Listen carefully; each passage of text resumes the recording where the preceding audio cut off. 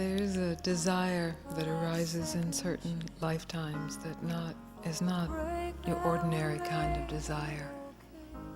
We're very familiar with ordinary desires. They're part of the perpetuation of life form. The desire to eat serves the continuance of the life form. It's a natural desire. It's found in all kingdoms. And it's fine. But this desire for true freedom, desire for real fulfillment, which appears in your lifetime,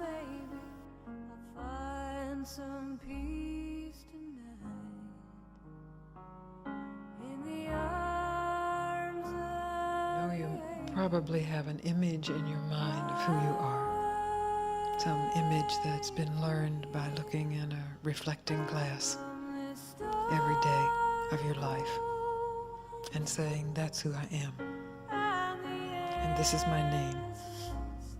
And this is what I want to happen today. And this is what I'm afraid won't happen today. And this is what I wish hadn't happened yesterday. This is the practice that most people go through every day. This is the religion. You know, we talk about our religions and our spiritual practice, but this is the real practice. And because it's so widespread, it goes overlooked. It's not thought of as a practice. It's thought of as reality.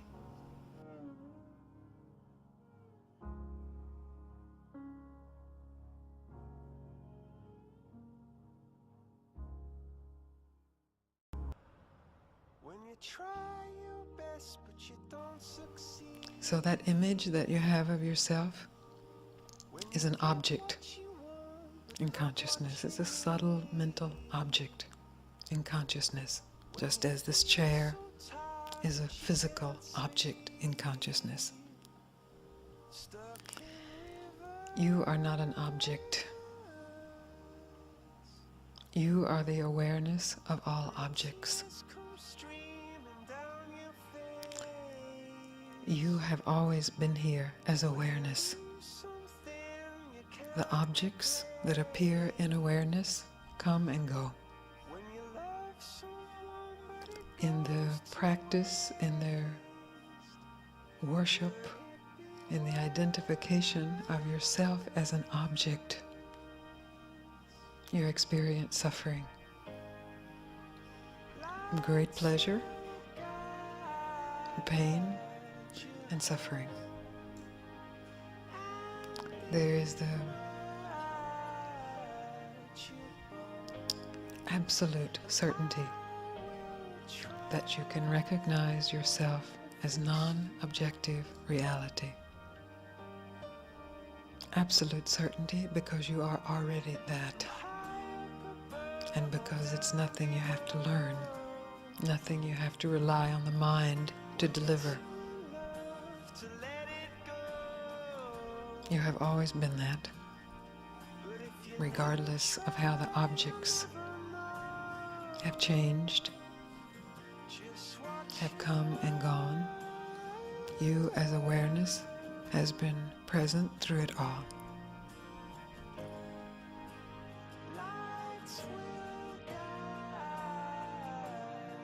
This particle that is appearing in this continuum of consciousness, this quanta that's called you, conscious of itself as that.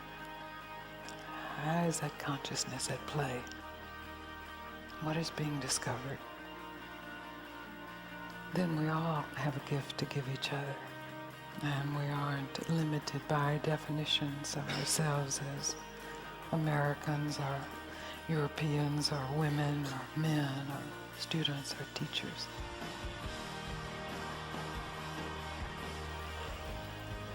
It's a conversation, it's an experiment, it's an inquiry. It's an individual and a collective inquiry. I don't believe it's ever been done. I don't believe that that's what spirituality has been in the past. In general, spirituality has been about learning how to do some things and how to feel better and how to act better. There's nothing wrong with that, just like there's nothing wrong with Isaac Newton's view of reality. It actually sets the stage for a deeper conversation, a deeper view.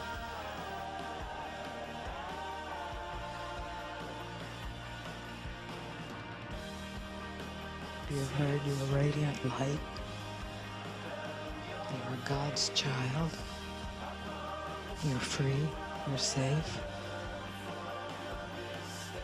But to hear it, even to understand it, to believe it, to memorize it, to hope it's true, is not enough. It has to be discovered directly.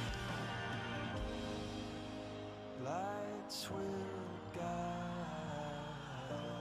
you home and ignite your bones, and I will try. Silent awareness is alive in you. Not silent awareness that is in opposition to noise or speaking, but silent awareness, absolute silent awareness that includes everything, even including the thoughts that you have about who you are. The thoughts that you have about who you are not who you are. They are thoughts that appear in who you are. You are silent awareness. I've used the word silence for many years, but I realize there's it's so easy to mistake the meaning of that. You said I am the devil, boy. Then it becomes silence in opposition to speaking, in opposition to action, and it's not that. It's silent awareness that is aware of all speaking, all action, and aware of all non-speaking, non-action. So it is the resolution of all dualities. Not in opposition to any duality, but the resolution of duality. That's the core message, the core invitation. Then our time together is really spent pointing to that and discovering, what does that mean then to you? If it's not something you learn or believe in or remember, which I advise you not to, but something you actually discovered, what does that mean to your life? How does that reveal itself?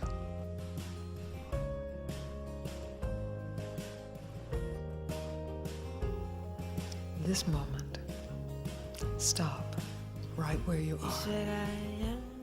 Stop all effort to get whatever it is you think will give you fulfillment.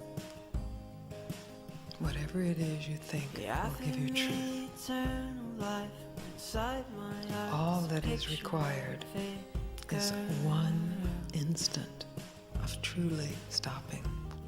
Some call lovely word, some call lovely faith, but she's not home.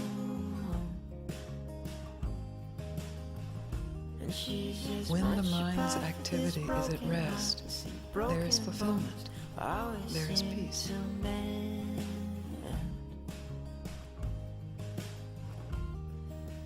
What we imagine as fulfillment has to do with lack of pain or more pleasure, lack of conflict or more peace, more acknowledgement, more love. This is all what can be imagined, but true fulfillment cannot be imagined.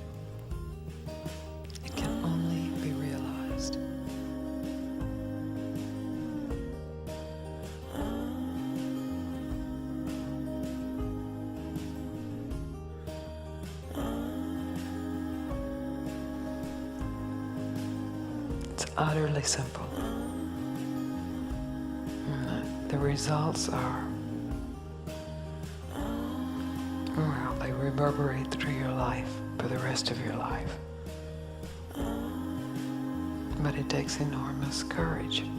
It takes giving up everything you think yourself to be, everything you think you've got, everything you think you might lose if you don't hold on to it, every state you think you've acquired, every state you hope to acquire in the future, everything you hope to become, everybody you think has done you wrong or right.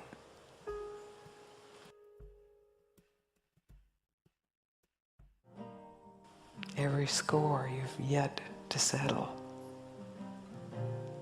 business to complete, forgiveness to do, all of it.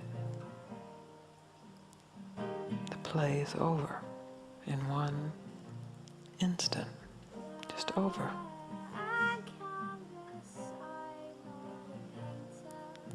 And then, as you are conscious when it's over, you tell the truth. What's left? What's still here?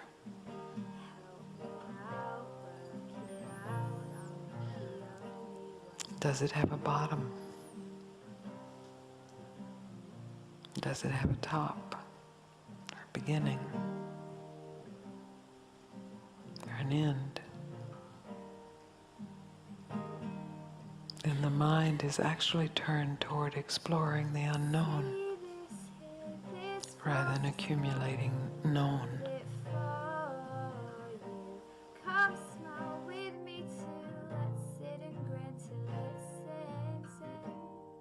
There's a conversation,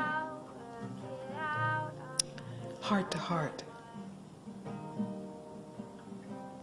that doesn't need a checklist of, are you saying it right? Are you feeling it right? Are you understanding it right? Are you doing it right?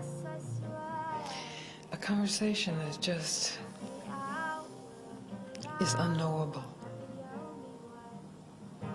A discovery that in the willingness to have that conversation, there is already a wisdom and an intelligence and a beauty and realization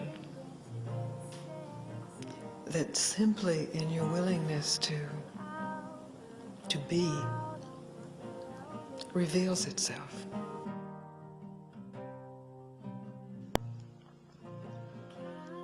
So when I say stop, I am not speaking to the truth of who you are. I'm speaking to the activity of mind. And there is a stopping point to that. That stopping point actually occurs many times in a day, but it goes overlooked in our conditioned reflex to pay attention to thought, and then thought, and then thought, and overlooking what remains unthought,